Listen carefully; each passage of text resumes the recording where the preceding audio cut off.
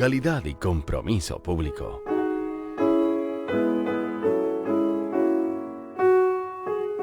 Síganos en redes sociales como Radio UH Valdivia en Instagram y Facebook, @Radio UH en Twitter, y visita toda nuestra programación en www.radiouh.cl.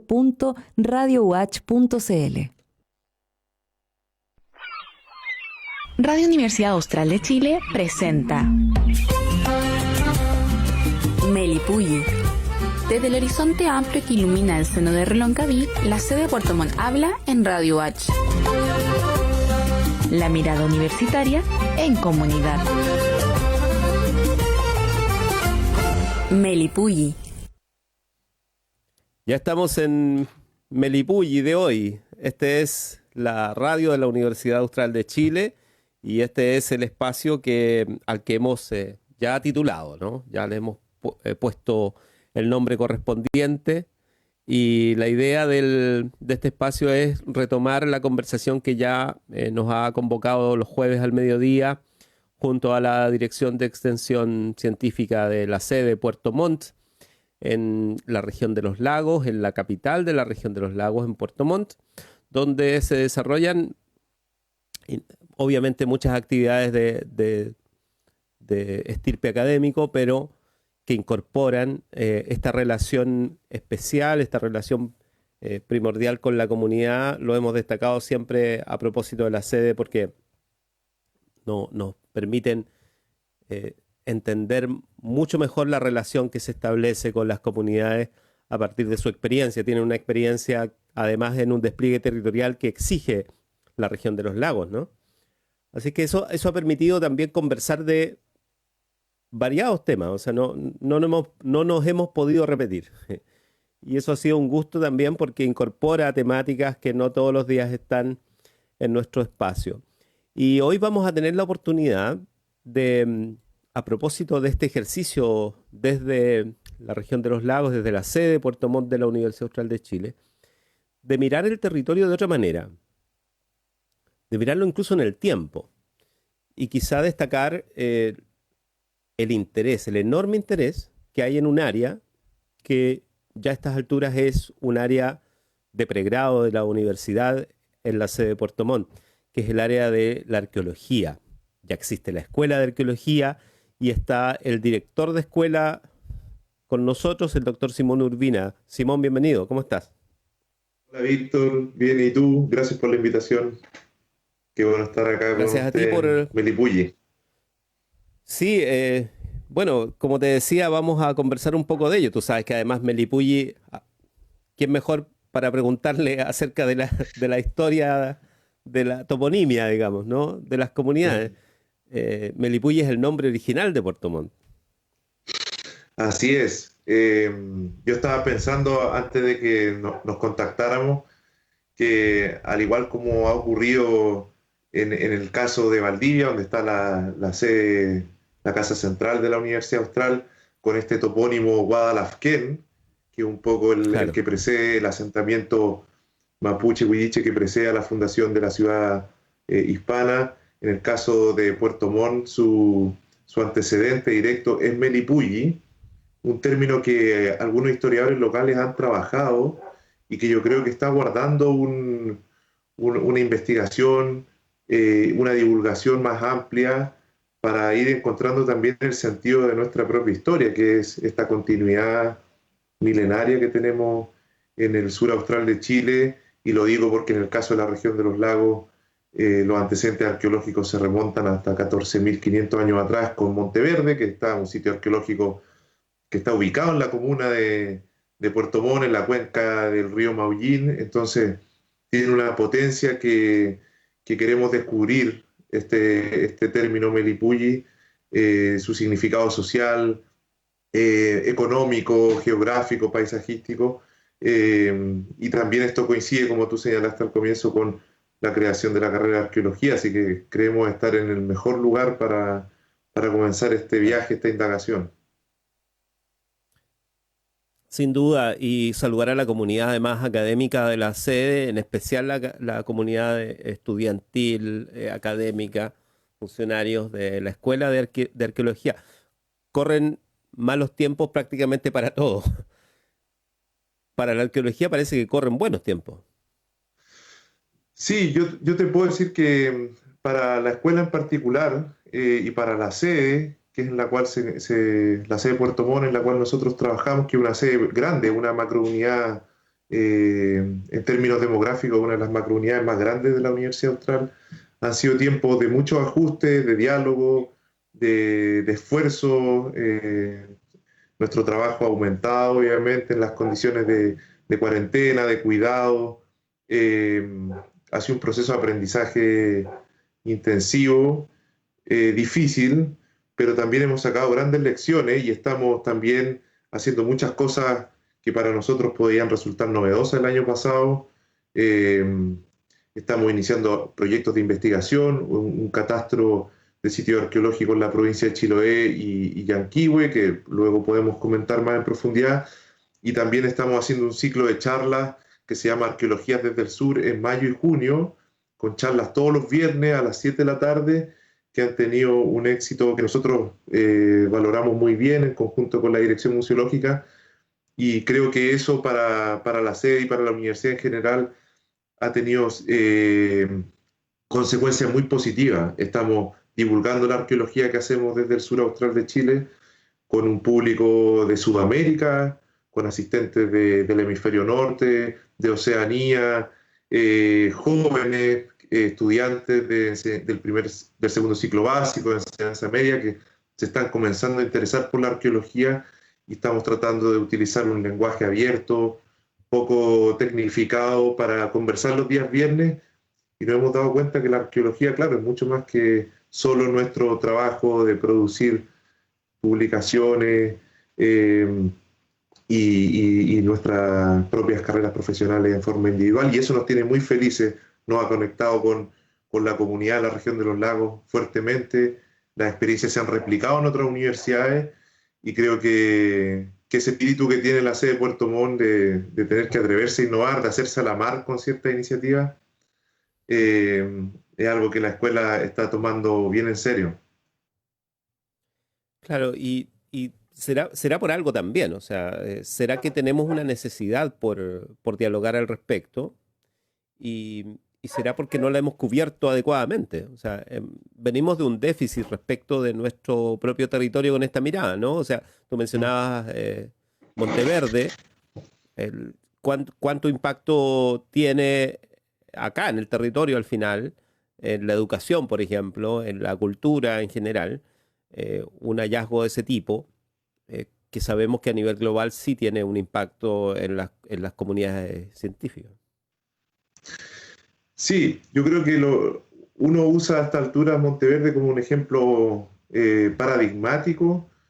El asunto es que probablemente la región de los lagos y todas las regiones de nuestro país tienen un patrimonio arqueológico enorme, poco conocido, y bueno, y lo que conocemos ha sido poco divulgado, y los contenidos que generamos disciplinarios impactan poco en los programas educativos, escolares, y también creo que el esfuerzo por tomar posición en este ámbito de la educación patrimonial, que ha liderado fuertemente la Universidad Austral históricamente desde la Dirección Museológica, desde el Museo Histórico y Antropológico Maurice Van de Male, es un desafío aún pendiente. La región de los lagos lo es. La gente dice, conozco Monteverde, pero no comprendo bien toda la historia que se origina desde ahí.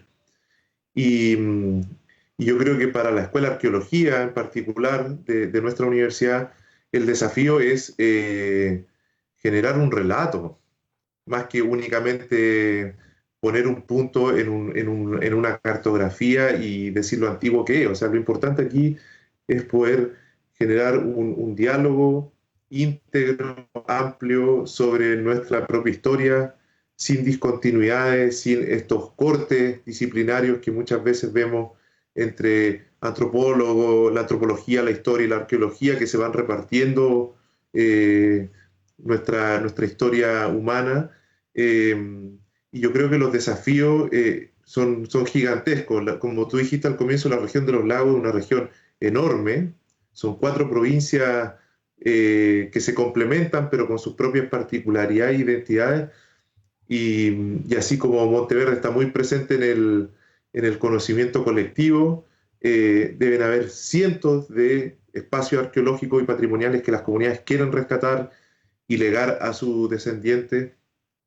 Y también nosotros queremos formar a las futuras arqueólogas y arqueólogos en este territorio, habiendo nacido acá con un sentido de pertenencia fuerte, que puedan en el fondo construir ese relato que yo te señalaba, y escribir esos libros que están por venir sobre nuestra propia historia, pero también impactar en los contenidos educativos de los colegios, y que esto no se transforme simplemente en un conocimiento especializado, que es lo que lamentablemente ha ocurrido y está ocurriendo con el conocimiento científico a nivel global.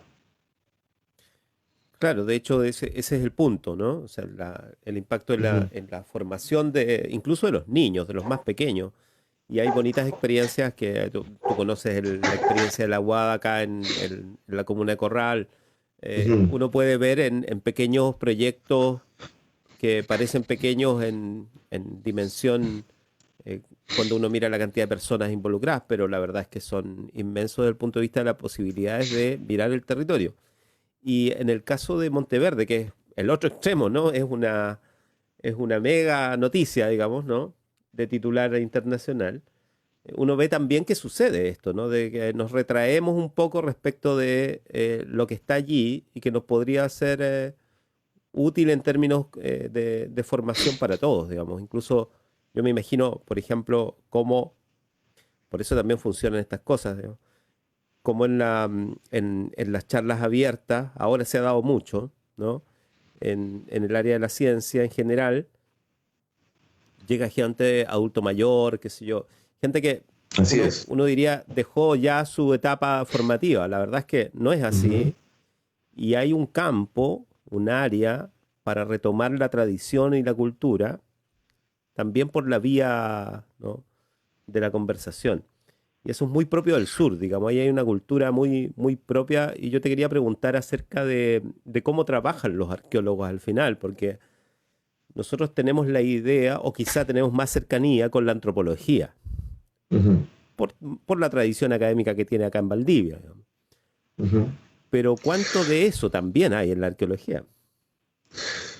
Claro, yo diría que a nivel nacional hay una línea dentro de los equipos arqueológicos que han trabajado muy ligados a las comunidades, especialmente en territorios rurales.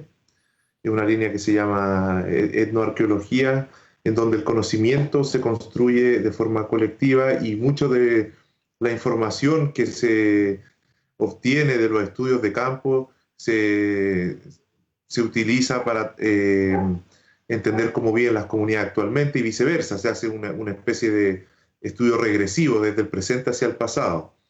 Obviamente han sido experiencias en que la antropología ha jugado un papel importante dentro de la formación de los arqueólogos y las arqueólogas. En el caso de la escuela que acaba de crear la Universidad Austral el año pasado, bueno, hay parte de ese espíritu también involucrado, también yo diría con una postura bien clara sobre nuestro rol comunitario y de generadores de conocimiento dentro del territorio en el cual estamos trabajando. Entendemos que la formación de nuestros estudiantes tiene que ver con la procedencia de cada uno de ellos. Hay estudiantes que vienen de Calama, de Vallenar, muchos de ellos de Chiloé, más de la mitad son de la comuna de Puerto Montt. Entonces, sabemos que esto no ocurre, este proceso de formación y de trabajo posteriormente no ocurre en una tabula rasa, sino que todo el proceso, el ciclo de vida de las personas va a ocurrir en este ámbito suraustral que estamos comentando, y nosotros queremos fomentar que ese trabajo tenga como sello un involucramiento directo con, si se hace arqueología urbana, con los gobiernos locales, con las juntas de vecinos, con las agrupaciones que tienen injerencia sobre los espacios donde trabajamos. Y eso involucra también el sector del agro, el sector productivo, porque en el fondo hay muchos sitios arqueológicos que están en sectores donde hay cultivo, donde se cría ganado, pequeños agricultores, territorios fiscales. Entonces, digamos, nunca la arqueología ha ocurrido, como fomenta un poco este imaginario cinematográfico, en un espacio sin límite, despoblado, casi marciano, sino que ocurre entre o en el espacio que ya habita gente y que ya conoce los lugares. Muchas veces la gente conoce los sitios arqueológicos hace mucho tiempo. Entonces diría yo que si bien hay experiencia en Chile, respondiendo a tu pregunta de este trabajo involucrado con una arqueología más antropológica, también nos interesa tener conciencia en cómo formamos nuestros estudiantes de que en el fondo para hacer arqueología no hay que dejar de ser parte de la sociedad de la cual uno viene. En el fondo no vamos a fomentar una formación, digamos, simplemente de delantal blanco porque es una forma de vestirse de científico. Sino que en el fondo hay que aprovechar precisamente los conocimientos que uno ha adquirido a través de su historia familiar y del espacio donde uno vive para tener una aproximación particular y con un sello para los desafíos que tiene la arqueología en el futuro y los desafíos que nosotros tenemos en el sur austral de Chile, que yo digo siempre un espacio muy grande que va entre el Tolten y la Antártida.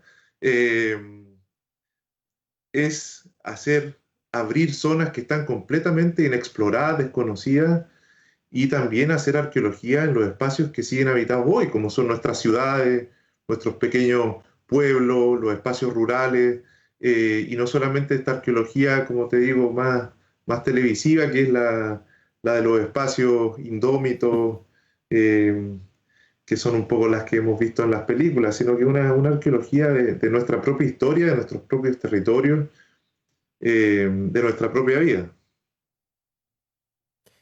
Sí, y ahí quizás corresponde plantear también cuál es la respuesta que existe en la comunidad científica al respecto. O sea, ¿qué impacto tiene la arqueología de nuestra zona, de este territorio más allá de Monteverde? Porque entendemos, ya hablamos un poco de ello.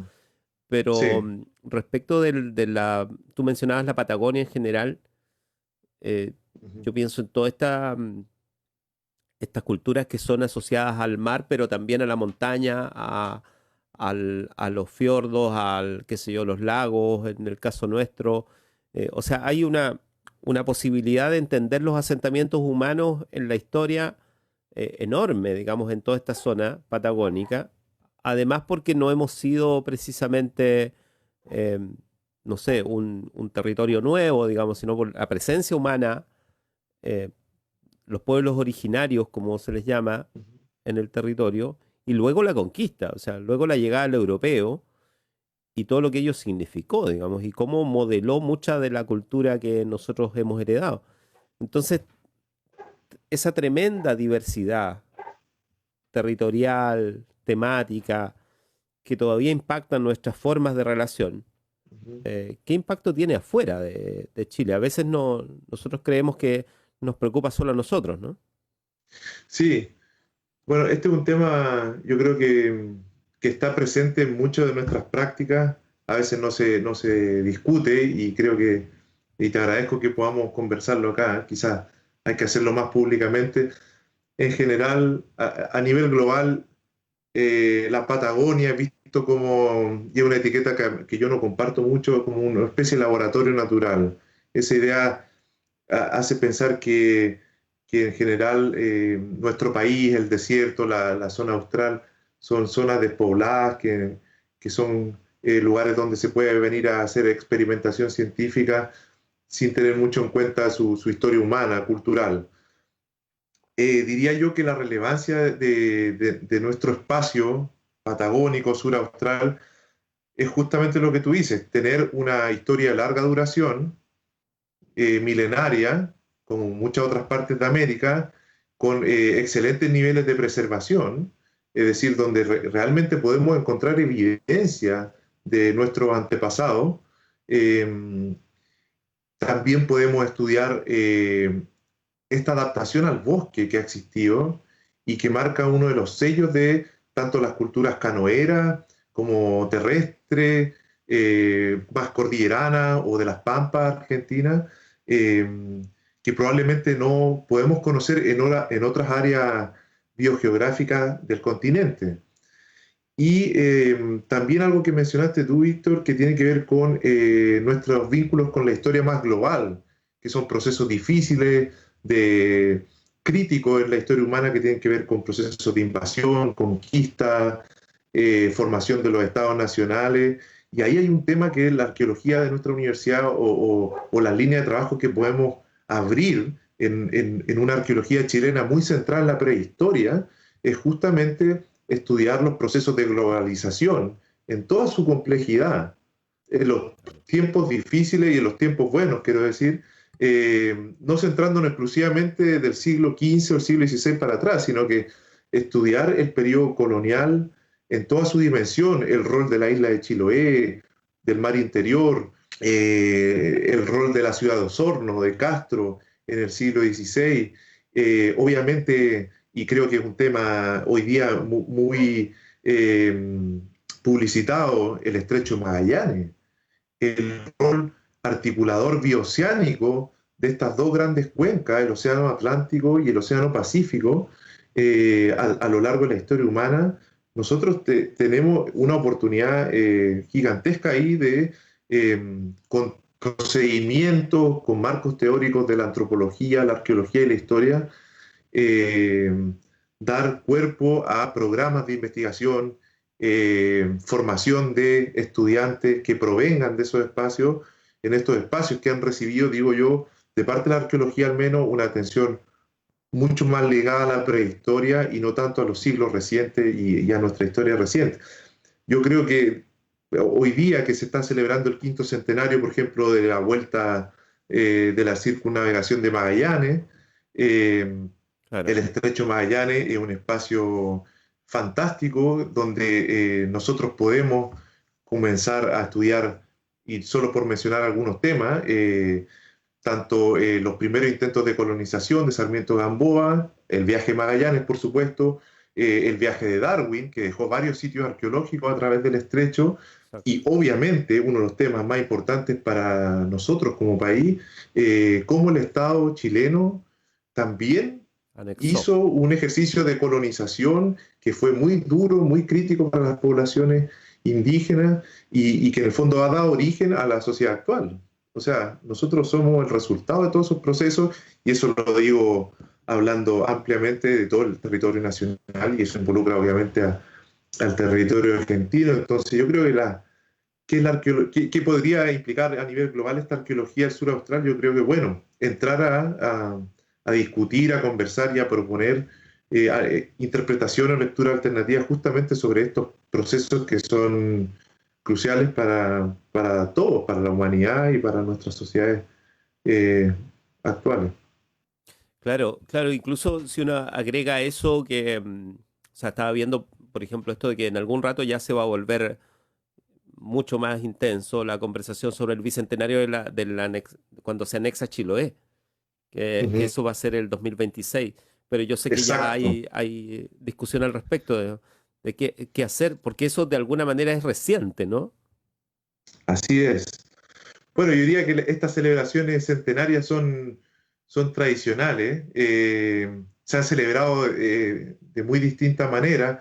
Quizá en el siglo XX todas estas celebraciones centenarias tuvieron una connotación más hispanista, puesto que habían sido los colegas historiadores e historiadoras las que habían trabajado más estos procesos, pero hoy hay un diálogo mucho más abierto sobre la implicancia, los valores, el significado, el impacto que han tenido estos procesos en nuestra conformación identitaria, en los conflictos sociales que existen actualmente en nuestra sociedad, en los prejuicios que siguen existiendo sobre cómo se diezmó o se aniquiló la población originaria.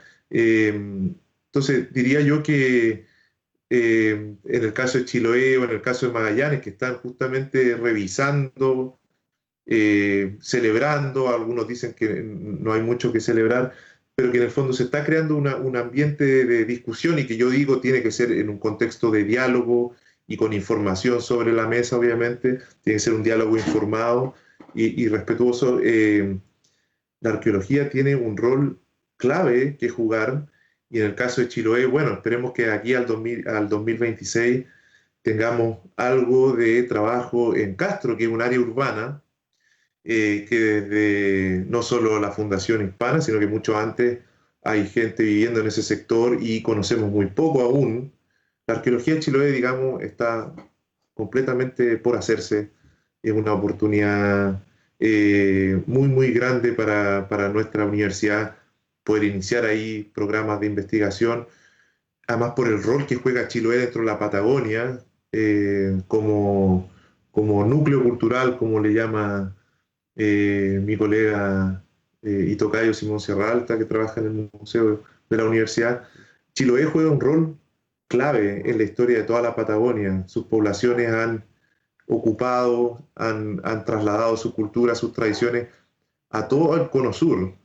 Y eso lo sabemos muy bien en Valdivia, en Puerto Montt, que coloquialmente se le dice Chiloé continental, pues por algunos yo lo he escuchado en Claro. Peyuco. Es un tema que tenemos que abordar, ¿sí?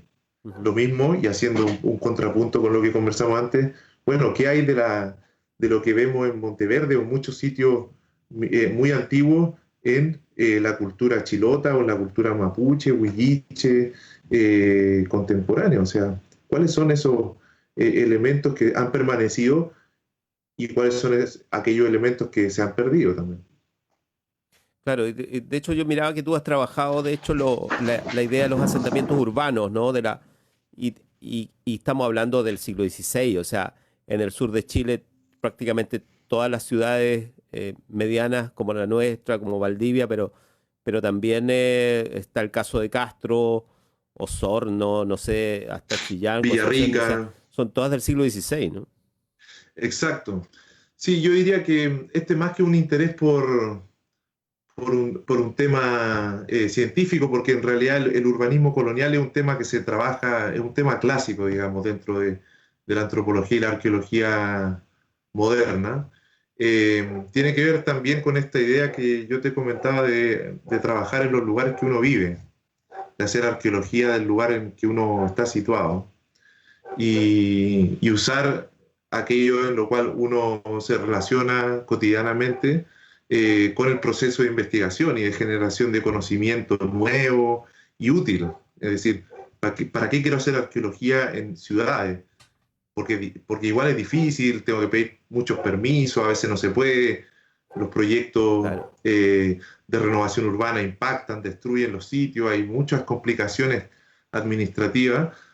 Bueno, básicamente esta idea de fondo que yo te comentaba, que es hacer arqueología de nuestra propia historia y de nuestro ser en el mundo, por decirlo de una forma.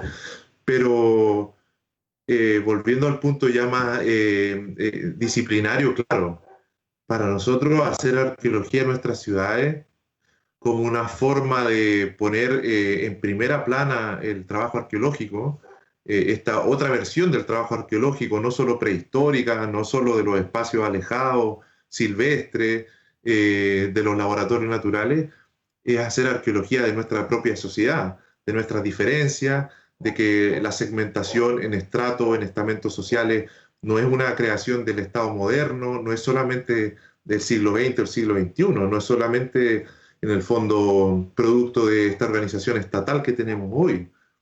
Estudiar la ciudad es estudiar justamente cómo nos hemos organizado hace 5, 4 siglos. Hay ciudades que son más recientes, Puerto Montt, por ejemplo, Vallenar es del siglo XVIII, San Felipe, etc.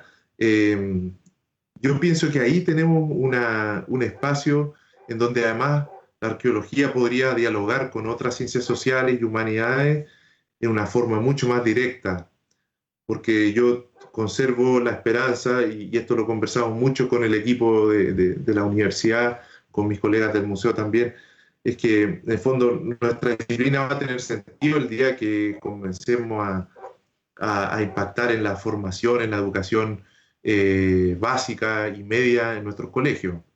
Yo diría que ese es uno de nuestras aspiraciones, más que generar un conocimiento técnico, tecnificado o que se pueda usar para la planificación urbana, por ejemplo, proteger el patrimonio, que obviamente esperamos que así sea. Nuestra idea de hacer arqueología en estas ciudades muy antiguas, que son nuestras ciudades actuales, es también formar ciudadanos, ciudadanas patrimonialmente educados, que es una idea que hemos venido sosteniendo reiteradamente. Esa también es nuestra responsabilidad.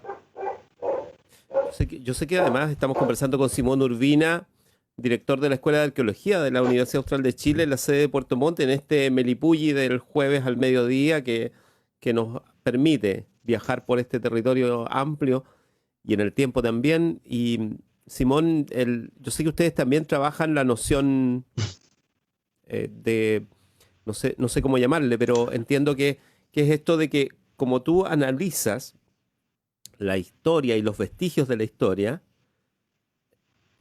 en determinados hallazgos puedes estar revisando archivo que obviamente está escrito de una manera y por lo tanto tiene una perspectiva del mundo que es propia del que lo escribió o del entorno en el que lo hizo, digamos, ¿no?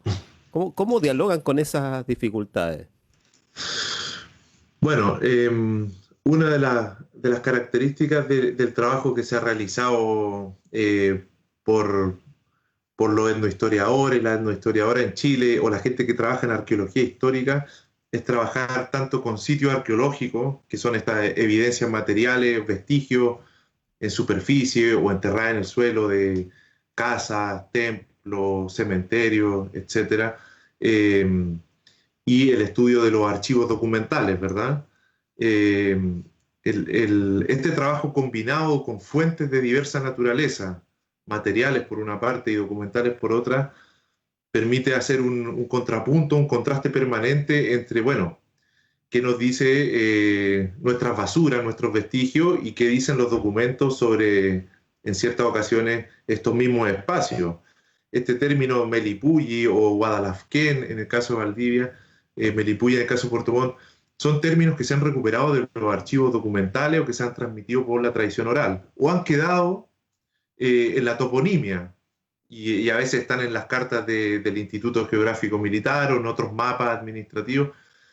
Lo que trata de hacer uno en realidad es, por una parte, cruzar esta evidencia y tratar de hacer un balance crítico de si lo que dicen los documentos, por ejemplo, es veraz, o en realidad hay una intencionalidad para, en el fondo, enmascarar otras cosas, digamos. A veces la documentación, no solo legal o administrativa, sino que las crónicas, por ejemplo, o las cartas, pueden tener de todo un poco, ¿sí?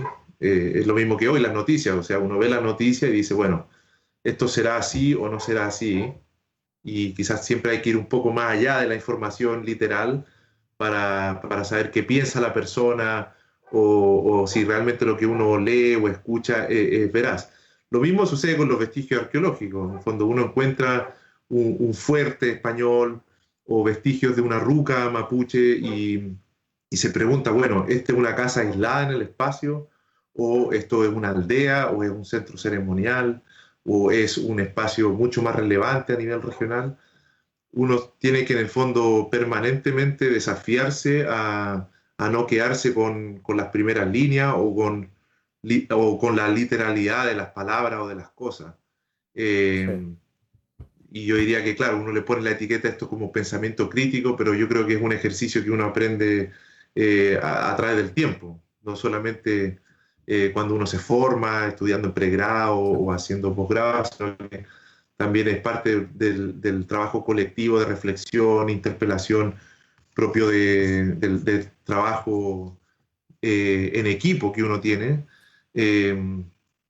Claro, hay algunos colegas que se preguntan si lo que están viendo es lo que realmente la gente pensó, quiso hacer o quiso decir en los documentos, pero hay ahí también una reflexión como más subjetiva, ¿sí?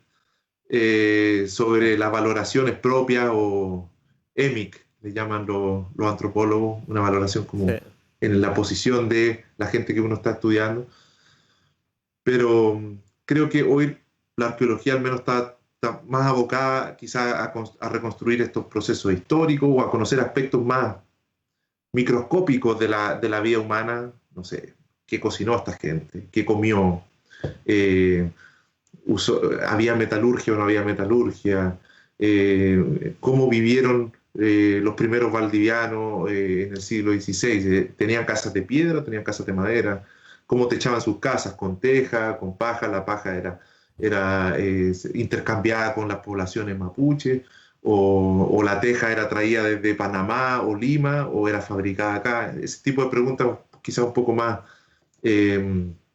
mecánicas o que tienen que ver con cuestiones prácticas, ¿sí? Pero bueno, yo creo que nuestro trabajo se plantea todo ese tipo de preguntas y obviamente subyacen cuestiones subjetivas permanentemente, que tienen que ver con el sentido de la vida, el sentido de la muerte, de las relaciones de poder también, que están muy presentes en todo trabajo arqueológico, no solamente en las sociedades coloniales o estatales, sino que también, obviamente, en tiempos prehispánicos, donde también había conflictos, también había crisis, también habían relaciones de poder, y eso también son temas que nos interesa conocer en profundidad, porque nos permiten también entender cómo hemos llegado hasta acá, que iría filosóficamente en la gran pregunta que nos hacemos. Claro, claro, eso es una cuestión de fondo. Yo creo que de esta conversación surgen varias posibilidades de reiterar el encuentro. Y lo otro es que los desafíos actuales, estoy pensando en el cambio climático, Ajá. incorporan, y ya te mencionaré el otro que es más recurrente, pero el cambio climático es una cuestión sin, que obviamente es una pregunta que surge de cada hallazgo, ¿no? ¿Qué pasó antes con esto, Ujú. ¿no? Exacto, Y sí. miraba en estos días, por ejemplo, se circuló mucho esto de la demanda por un artículo científico del doctor Mario Pino respecto de Pilauco, ¿no? Ah, sí. Y Uy, cuéntame, ¿qué y de pasó? cómo la mirada ahí, ¿no? Hay una preocupación, obviamente, de las comunidades científicas, pero también en general, de los que les preocupa entender fenómenos que están apareciendo gracias al trabajo de los arqueólogos, de la investigación acá mismo en la zona. Sí, yo diría que en América ha sido muy, muy importante, no solamente en lo que hemos conversado, la participación de especialistas del ámbito de la arqueología, sino que hemos trabajado muy de la mano con botánicos, geólogos, gente ocupada del clima y de la flora y la fauna.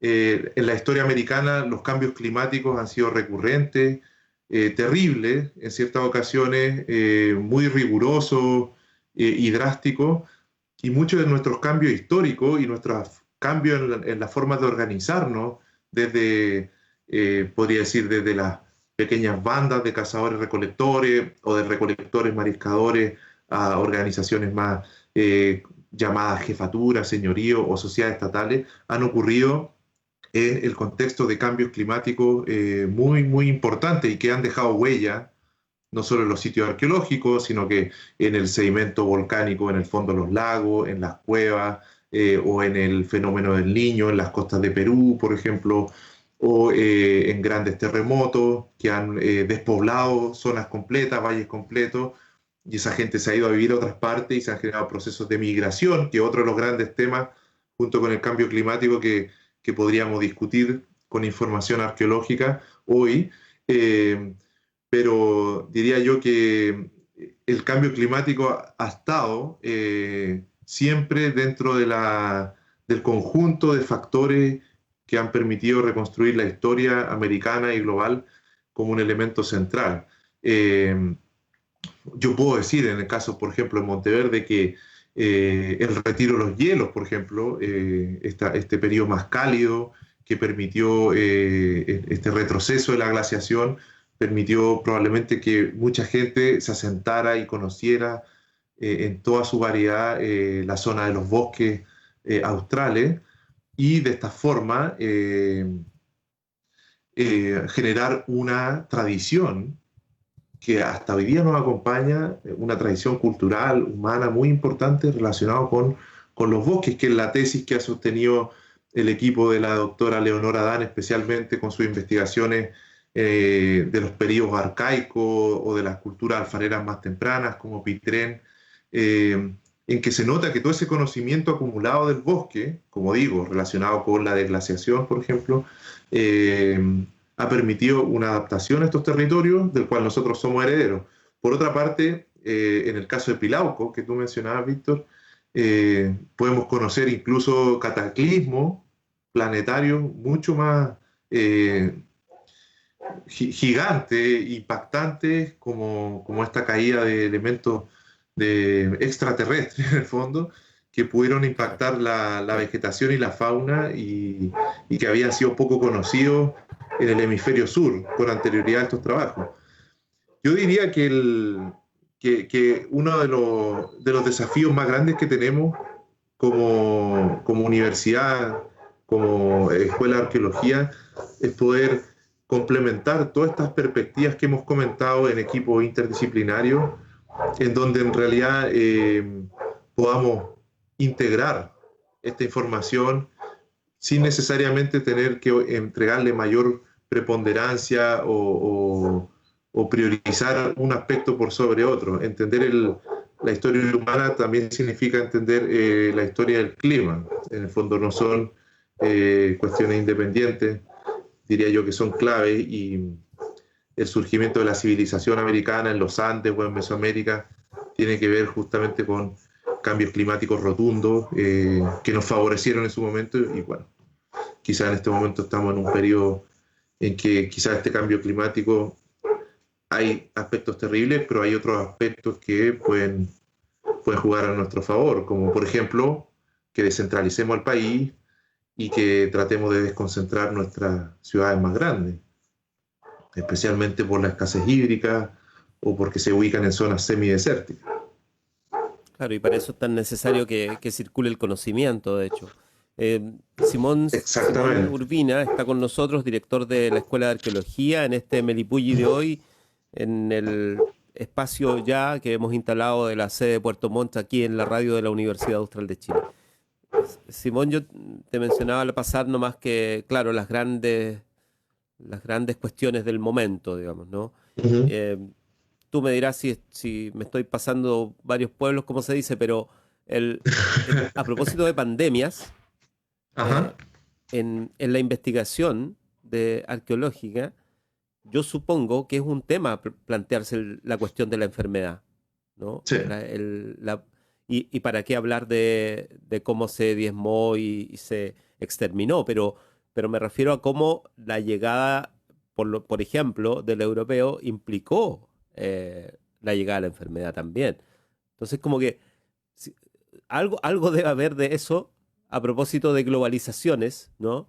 En siglos pasados y lo que estamos viviendo hoy, cuando a propósito de la pandemia se plantea que la gran novedad que produce la velocidad de este proceso es la circulación, la globalización, el viaje, etcétera, ¿no?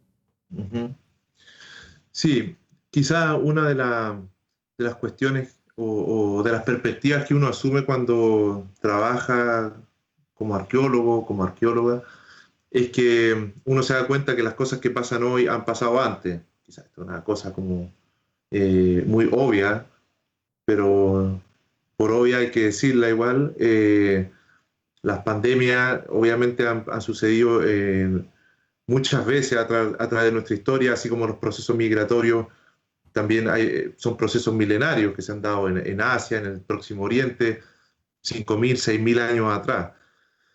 En el caso actual y más americano, claro, la arqueología y la bioantropología especialmente tiene toda una corriente que se llama paleopatología, que ha estudiado, obviamente, cuando hay evidencia humana, osamentas, evidencias bioantropológicas que estudiar, qué enfermedades traían los colonizadores o los contingentes colonizadores europeos en distintas oleadas a América, Y claro, hay que decir aquí que este no es un proceso, en el fondo, una estrategia de colonización. La gente venía enferma de Europa, transportaba enfermedades y muchas de ellas morían en los viajes.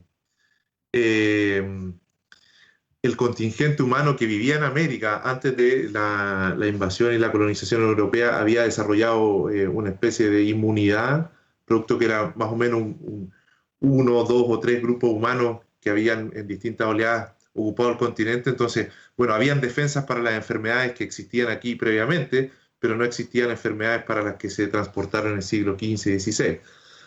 Pero digamos que sí, en la medida que podamos conocer, estudiar cementerios, por ejemplo, del siglo XVI, XVII, incluso cementerios modernos, tenemos una oportunidad con las técnicas modernas de conocer casi en un profundo detalle las condiciones de salud, de alimentación de la población. Y quiero destacar que sería muy relevante, así como te mencionaba, el estudio de nuestras ciudades como algo donde la arqueología se tiene que involucrar, porque tenemos que entrar a la discusión de estos grandes temas, de cómo organizamos nuestro espacio donde vivimos y donde en el fondo sufrimos también de las condiciones de vida que nos hemos autoimpuesto, que aceptamos. La paleopatología nos puede indicar con mucha claridad aquello que a veces ni la historia ni las comunicaciones nos pueden decir, que en el fondo hay enfermedades que no se conocen y hay condiciones que en el fondo no quedan registradas en la documentación.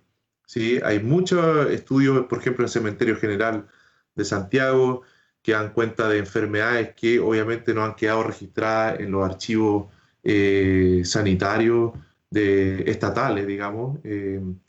Y también, por otro lado, estudios paleopatológicos, por ejemplo, en el caso de Magallanes, de este contingente colonizador que trajo Sarmiento de Gamboa en 1584, donde se sabe que la gente que llegó al estrecho para intentar ocuparlo en este periodo en que Inglaterra, los Países Bajos y España se disputaban el estrecho, venían con un catarro mortal que hizo que mucha gente muriera en el viaje terriblemente, niños, mujeres, hombres, y no sabemos en qué medida eso contagió a la población local o si no lo hizo, pero solamente eso sirve de ejemplo en que, por ejemplo, el flujo que hubo entre la península ibérica y el Caribe, permanente, con estos galeones que transportaban oro y plata, deben haber transportado enfermedades en ambas direcciones.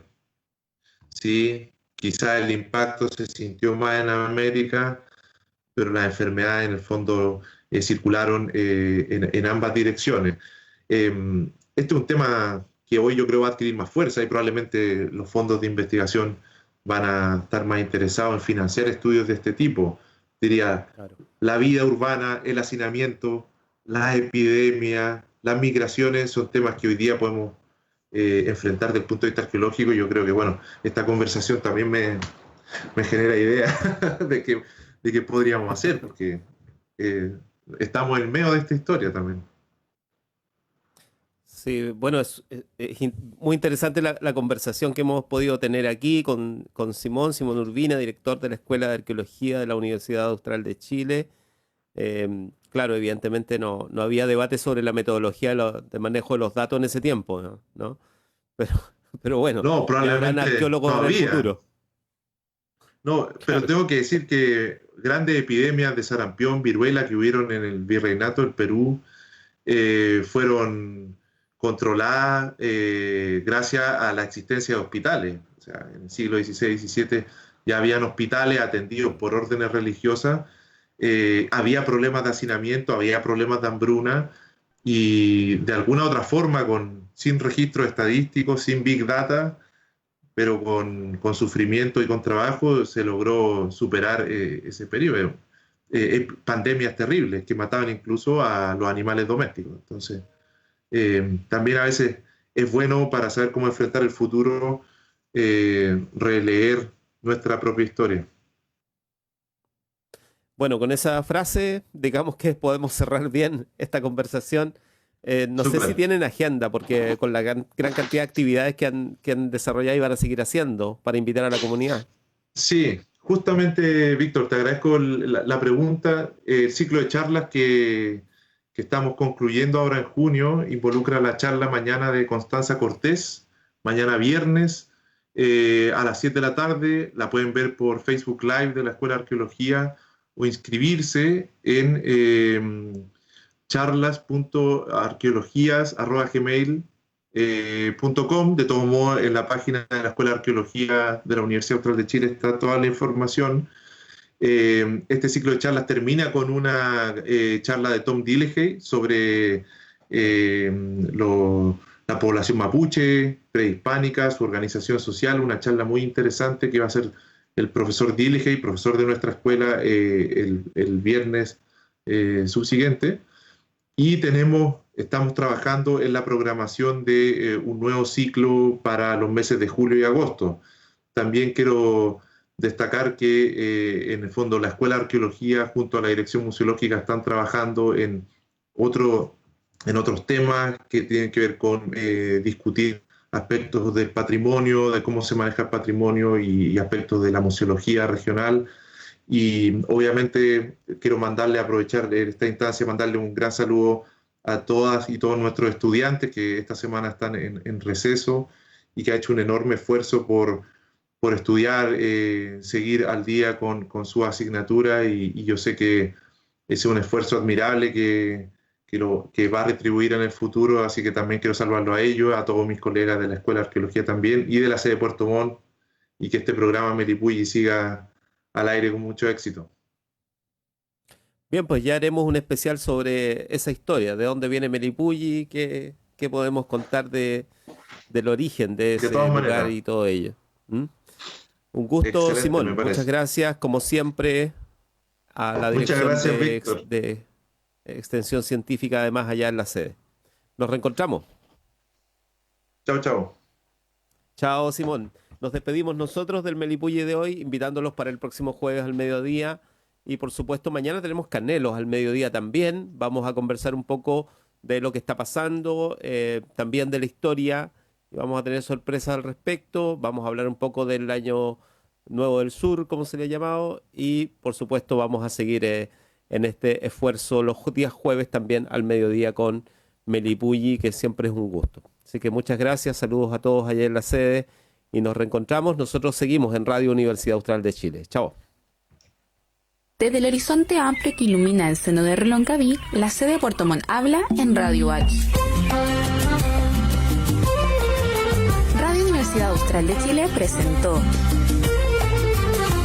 Melipulli, la mirada universitaria en comunidad.